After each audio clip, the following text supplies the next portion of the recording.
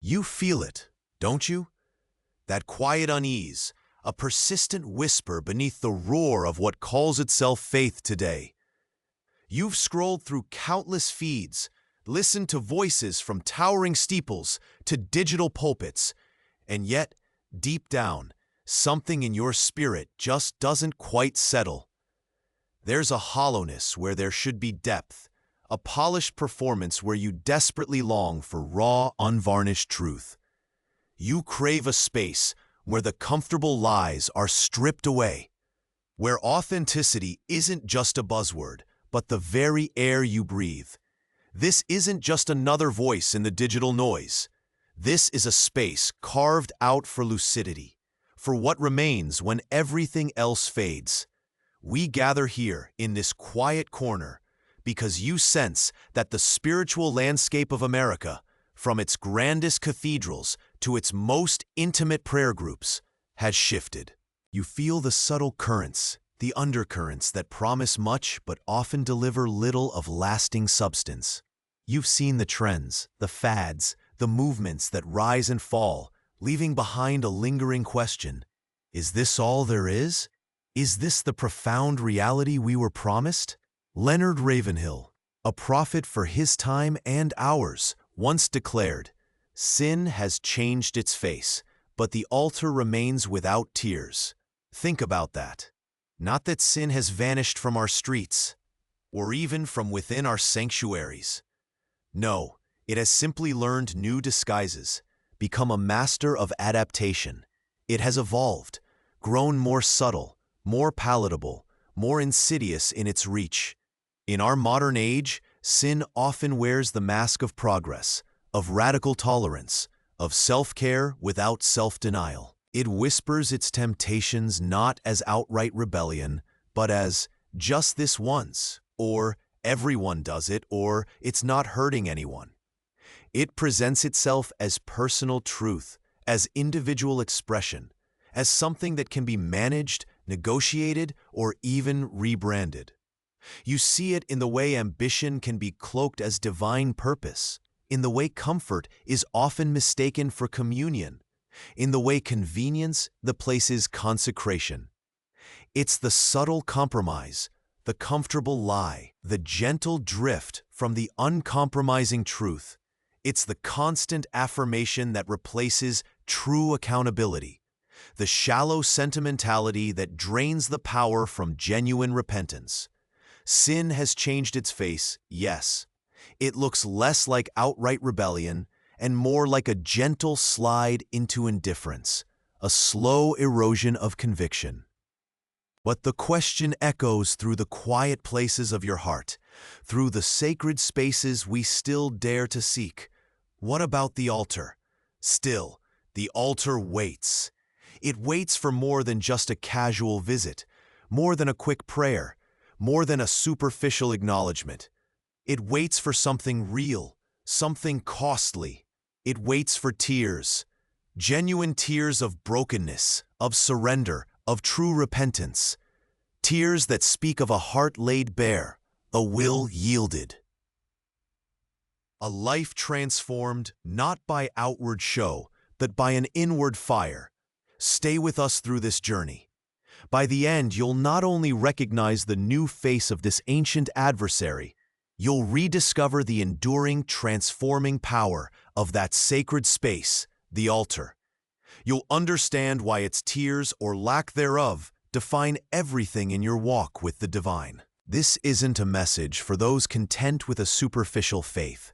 This is a call for depth, for substance, for a holiness that is both agonizing and glorious. Before we go deeper, take a moment. Type truth above comfort in the comments below. It's not just a comment, it's a conscious declaration of presence, a choice to truly listen, to lean into what might challenge, but ultimately purifies. It's an act of setting intention, right here, right now, to engage with what is real. No empty promises here, no quick fixes, no magic formulas. Just an invitation to clarity, to a truth that demands everything, yet offers everything. An invitation to step into the upper room call, where we seek to understand not just what has changed, but what must never change. You're here for a reason. Stay until the very end, and let's uncover what truly matters, what genuinely endures. Let's find the pathway back to an altar that knows the language of tears. The core of true spiritual depth, genuine transformation, has always demanded more than convenience. It asks for a cost. You know this deep down.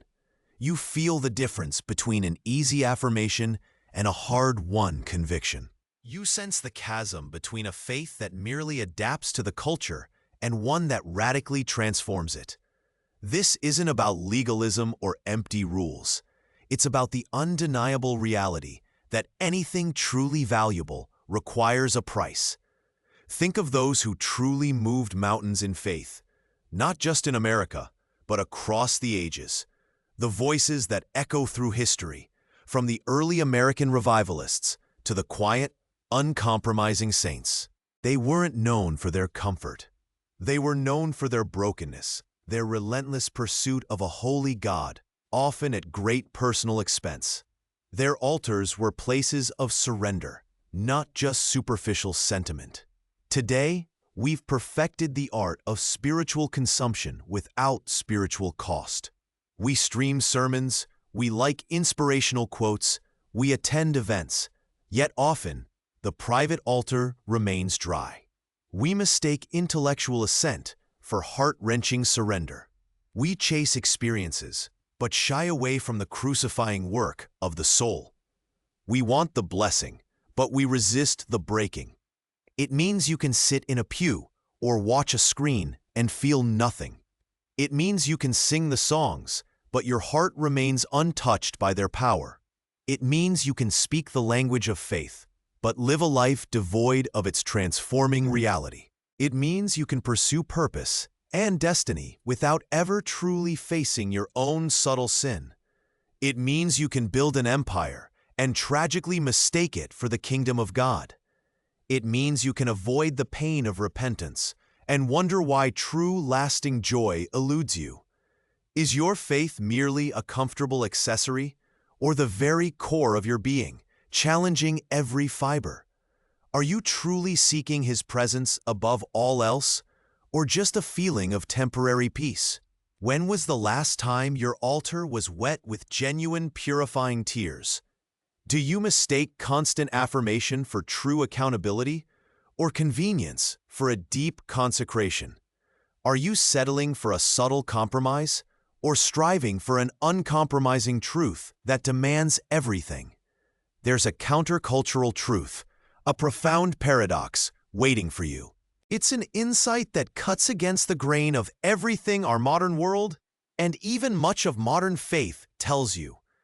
It's about where true strength is found, and why what you might perceive as weakness is actually the doorway to a power that reshapes your entire existence. If this resonates, if you feel this truth stirring within you, hit the like button.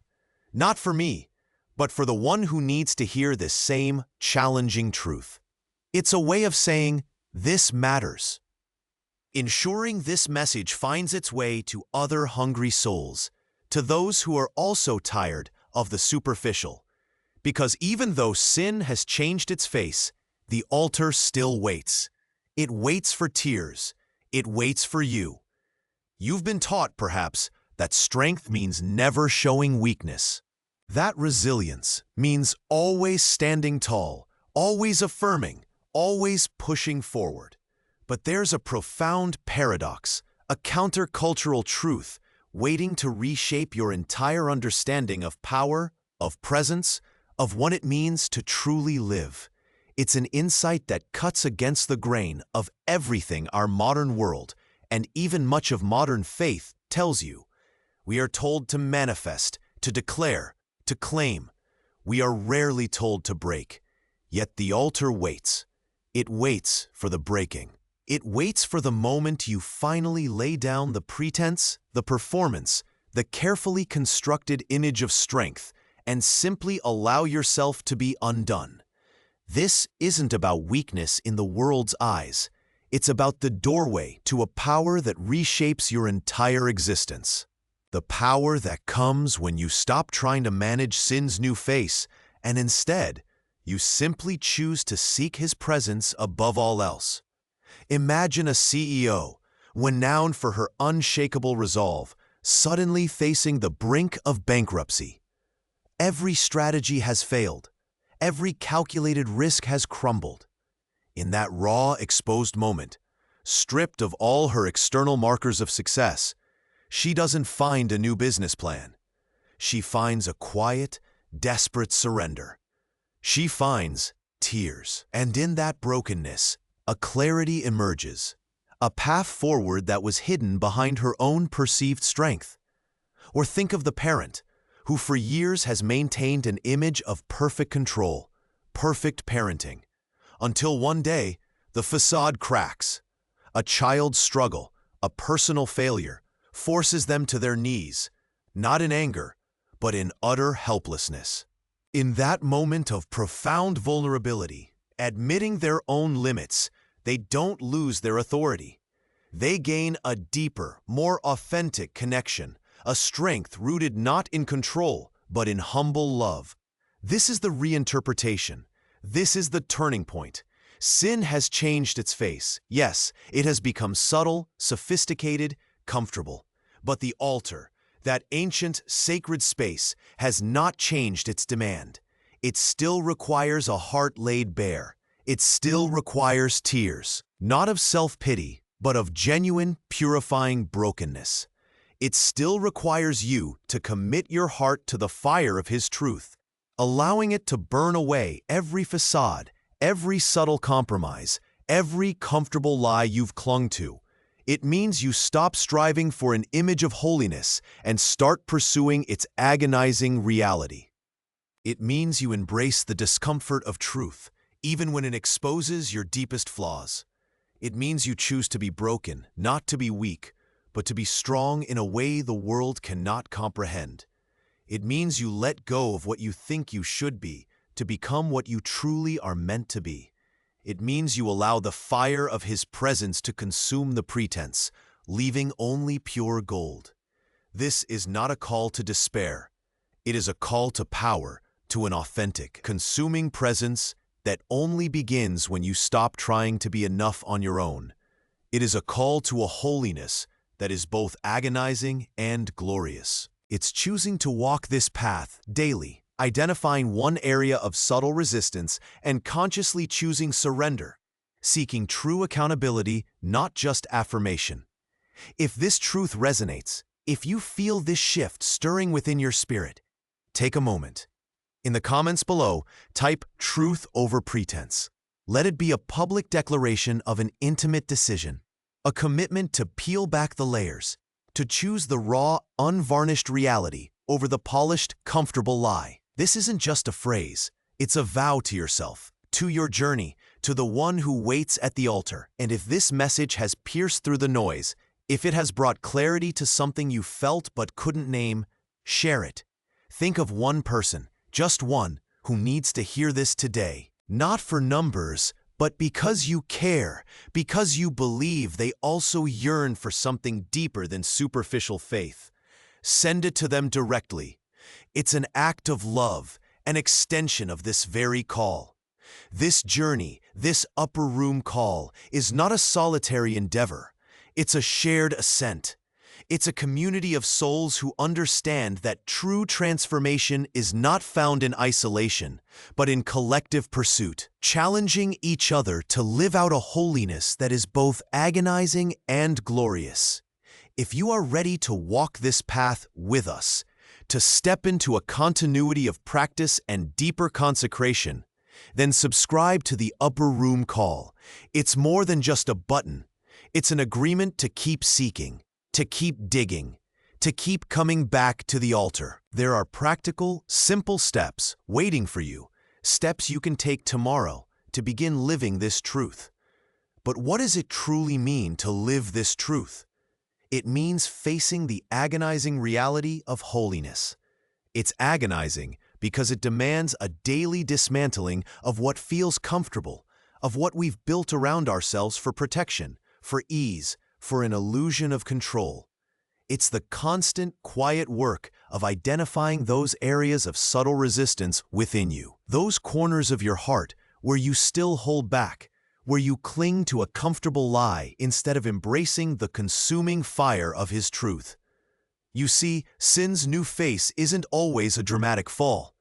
Often, it's the quiet refusal to fully yield, the gentle whisper that says, "Not yet, not that part, not that habit, not that perspective." It's the self-reliance that subtly replaces reliance on the divine.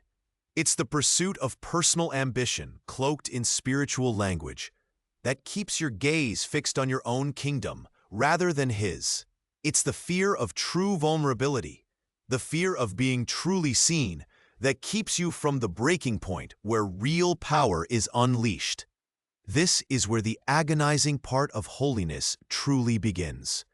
It's the painful letting go of what you thought defined you, of the carefully curated image you present to the world and even to yourself. It's the willingness to stand naked before the truth, allowing it to expose every subtle compromise, every comfortable lie that has taken root in your soul. And make no mistake, that process will burn. It will feel like fire. It will feel like everything you thought was solid is crumbling. But that, my friend, is where the glorious part begins.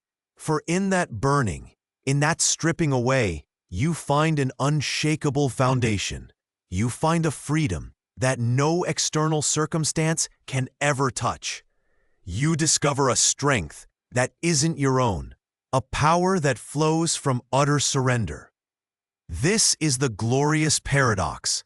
True strength emerges not from self-assertion, but from self-denial, not from gathering, but from giving away, not from control, but from complete and utter trust.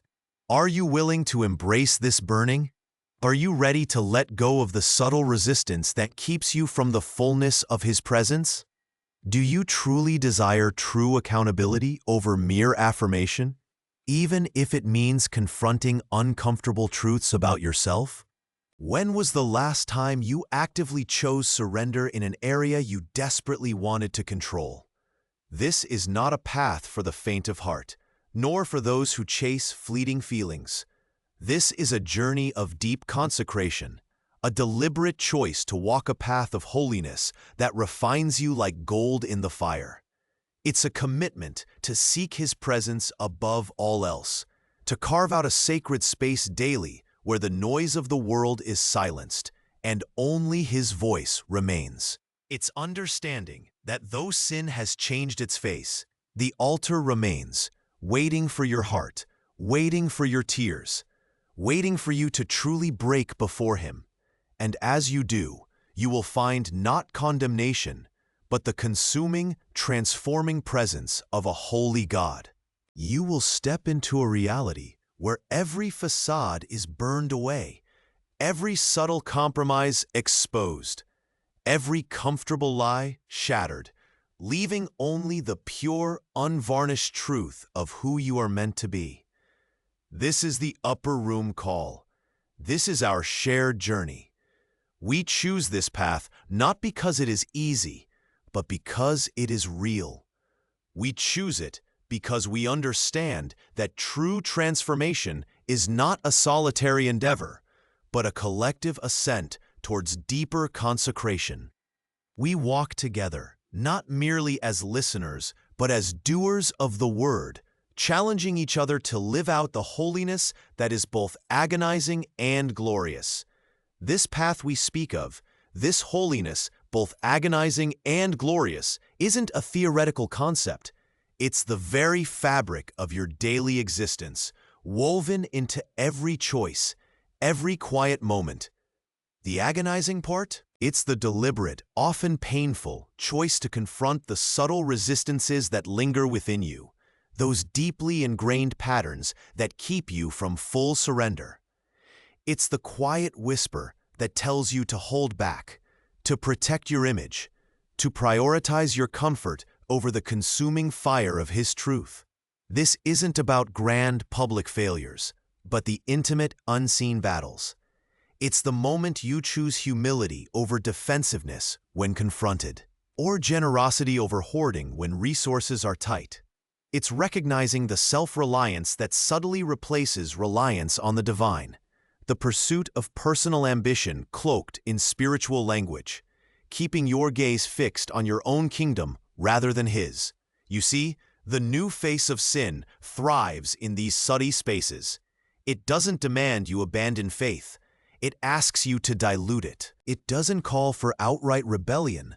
It invites you to a gentle drift. It whispers that good enough is acceptable, that personal truth is paramount, that convenience is a virtue. It convinces you that a shallow sentimentality can replace the crucifying work of the soul. It makes you believe that intellectual assent is heart-wrenching surrender, that chasing experiences is the same as deep consecration. This is the danger, a faith that looks good on the outside, but remains untouched by the transforming fire within. It's a faith that promises everything but delivers only emptiness, leaving you perpetually searching, perpetually unfulfilled. Consider the quiet desolation of a life lived perpetually in compromise. You might feel a fleeting sense of peace, a temporary relief from conviction, but beneath it all, a spiritual hunger gnaws. You see others with a vibrant, unshakable faith, and you wonder why yours feels so fragile, so easily swayed by the shifting winds of culture.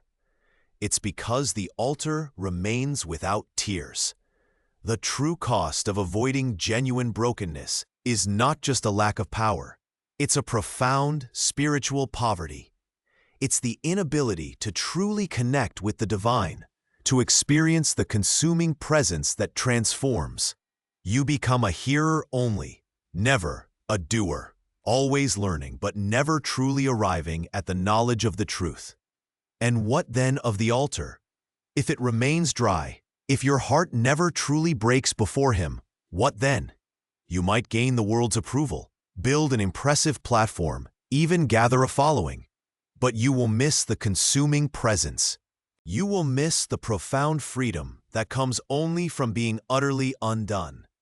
You will mistake constant affirmation for true accountability, and wonder why a lasting, unshakable joy continually eludes your grasp. You will carry the weight of pretense, never truly knowing the lightness of being fully known and fully surrendered. The altar is not a suggestion. It is the sacred intersection where your will meets his, where your brokenness becomes his strength, where your tears wash away the old and prepare you for the new.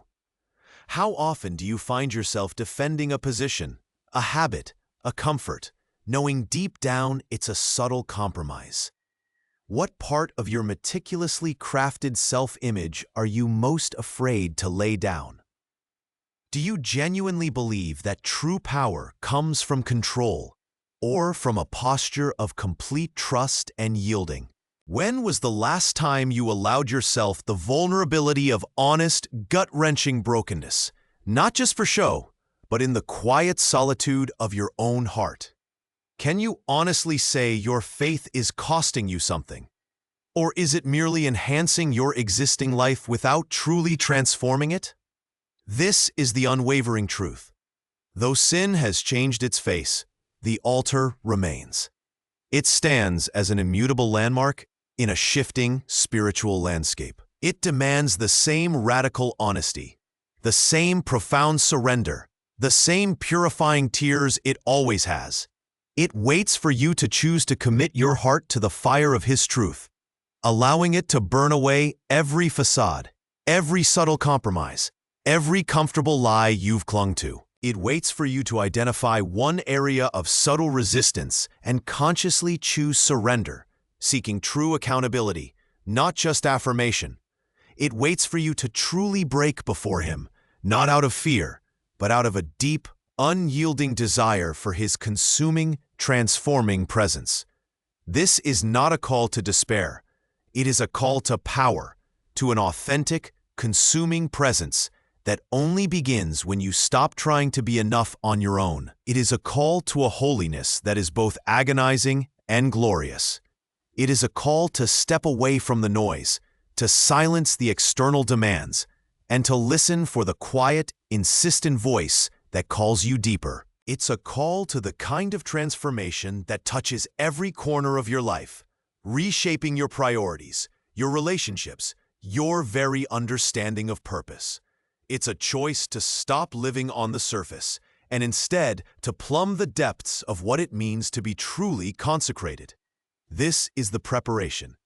This is the invitation to ready your heart for what comes next, for the practical, tangible steps that bridge the gap between understanding and living. This is the preparation.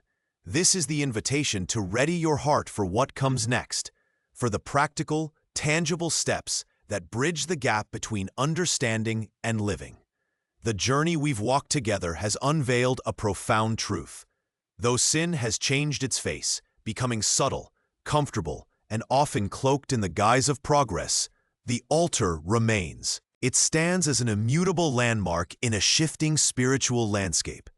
It demands the same radical honesty, the same profound surrender, the same purifying tears it always has.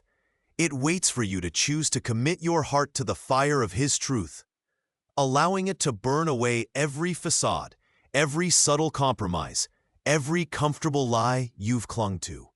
This is the synthesis of our journey. The new face of sin demands a renewed, uncompromising altar. This holiness, both agonizing and glorious, is not a distant ideal. It's the very fabric of your daily existence, woven into every choice, every quiet moment. The agonizing part? It's the deliberate, often painful choice to confront the subtle resistances that linger within you, those deeply ingrained patterns that keep you from full surrender. It's the quiet whisper that tells you to hold back, to protect your image, to prioritize your comfort over the consuming fire of His truth. This isn't about grand, public failures, but the intimate, unseen battles. It's the moment you choose humility over defensiveness when confronted, or generosity over hoarding when resources are tight. It's recognizing the self-reliance that subtly replaces reliance on the divine, the pursuit of personal ambition cloaked in spiritual language, keeping your gaze fixed on your own kingdom rather than His. But in that burning, in that stripping away, you find an unshakable foundation.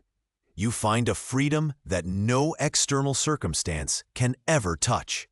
You discover a strength that isn't your own, a power that flows from utter surrender. This is the glorious paradox. True strength emerges not from self-assertion, but from self-denial. Not from gathering, but from giving away. Not from control, but from complete and utter trust. This is the true meaning of the altar, wet with tears, not of despair, but of profound, liberating surrender. So for tomorrow, for the very next day, consider these 3 simple, powerful steps. First, carve out a sacred space daily. It doesn't need to be grand. A quiet corner, a few minutes before the world awakens, a space where the noise of the world is silenced and only His voice remains. Second, identify one area of subtle resistance within you. Just one. That comfortable lie, that subtle compromise you've been clinging to, and consciously choose surrender in that specific area. Not next week, but tomorrow. Third, seek true accountability. Not just affirmation from those who will tell you what you want to hear, but genuine, loving accountability from someone who will challenge you towards deeper consecration. This is the path. This is the choice. Sin has changed its face, yes, but the altar remains. It waits. It waits for tears. If this message has stirred something deep within you, if you are ready to move beyond understanding to living, then take a moment now. In the comments below, type, "I choose the altar." Let this be a final, powerful vow, a sealing of your decision to walk this path of agonizing and glorious holiness. It's a statement of permanence, a commitment to the enduring truth. And if this journey has brought you clarity, if it has illuminated a truth you needed to hear, please leave a like. It's a simple gesture, but it's how we ensure this message reaches more hungry souls, more people who are also tired of the superficial and are yearning for something real. Your like helps this truth break through the noise. This upper room call is not a solitary endeavor, it's a shared ascent. It's a community of souls who understand that true transformation is not found in isolation, but in collective pursuit, challenging each other to live out this holiness. If you are ready to walk this path with us, to step into a continuity of practice and deeper consecration, then subscribe to the Upper Room Call and activate the notifications. It's more than just a button. It's an agreement to keep seeking, to keep digging, to keep coming back to the altar week after week. And finally, think of 1 to 3 people who came to mind during this message, someone who needs to hear this truth today. Send it to them directly, not for numbers, but out of genuine care, out of a shared understanding that we are all on this journey together. It's an act of love, an extension of this very call. The altar remains, waiting for your heart, waiting for your tears.